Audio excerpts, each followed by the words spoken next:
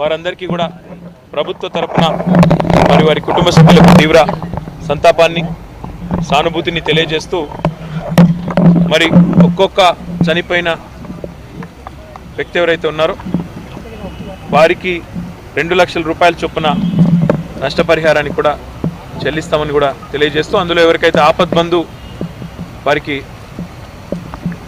అవకాశం ఉంటుందో అర్హత ఉంటుందో వారికి ఆపద్బంధు ద్వారా కూడా మరికొంత సహాయం కూడా చేస్తామని చెప్పి కూడా తెలియజేస్తూ గౌరవ ముఖ్యమంత్రి గారు చాలా స్పష్టంగా మేయర్ గారికి నాకు ఇద్దరికి కూడా ఆదేశాలు ఇచ్చి ఉన్నారు.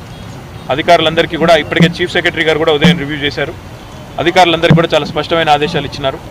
కంట్రోల్ రూమ్లో అందరం కూడా కూర్చుని మరి పరిస్థితిని ఎప్పటికప్పుడు సమీక్షించాలని, ముఖ్యంగా వాతావరణ శాఖ ఈరోజు రేపు కూడా మళ్ళీ వర్షాలు పడే అవకాశం ఉందని కూడా చెప్తా ఉన్నారు. కాబట్టి మరి ప్రజలందరూ కూడా దయచేసి విజ్ఞప్తి, పొద్దున్నే కమిషనర్ గారు చెప్పి ఉన్నారు, అత్యవసరం అయితే తప్ప మరి అవసరం ఉండి విధి లేని పరిస్థితి ఉంటే తప్ప దయచేసి ప్రయాణాలు నగరంలో పెట్టుకోవద్దు.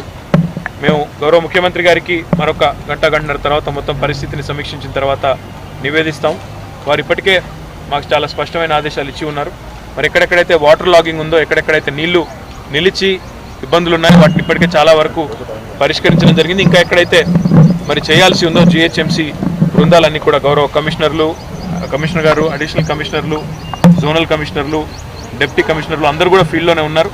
మరి అందరం కూడా అప్రమత్తంగానే ఉంటాం. ఒకవైపు పోలీస్ యంత్రాంగం కూడా మాకు సహకరిస్తూ ఎక్కడికక్కడ పరిస్థితిని చక్కబెట్టే ప్రయత్నం చేస్తూ ఉన్నాము. విద్యుత్ శాఖ కూడా మరి ఈ ప్రక్రియలో భాగస్వామి, వారు కూడా కంట్రోల్ రూమ్లో వారు కూడా మాతో ఉన్నారు. కాబట్టి ఇంకో గంటన్నర తర్వాత ఇక్కడ నుంచి గాంధీ ఆసుపత్రికి వెళ్ళి ఆయా కుటుంబ సభ్యులను కలుసుకొని తర్వాత కంట్రోల్ రూమ్లోనే కూర్చొని అన్ని రకాలుగా పరిస్థితిని సమీక్షించి గౌరవ ముఖ్యమంత్రి గారికి నివేదించి తదుపరి కార్యాచరణను